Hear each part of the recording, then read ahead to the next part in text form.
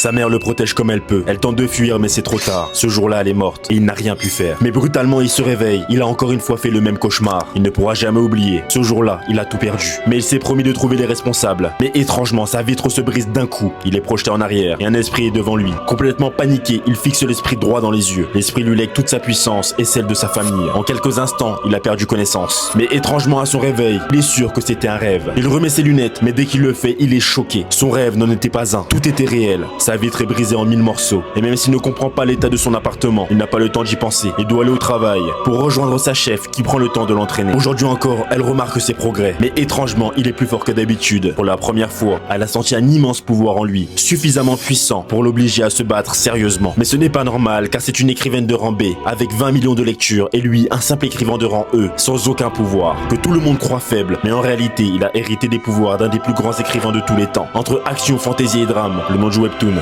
est créé à l'écran.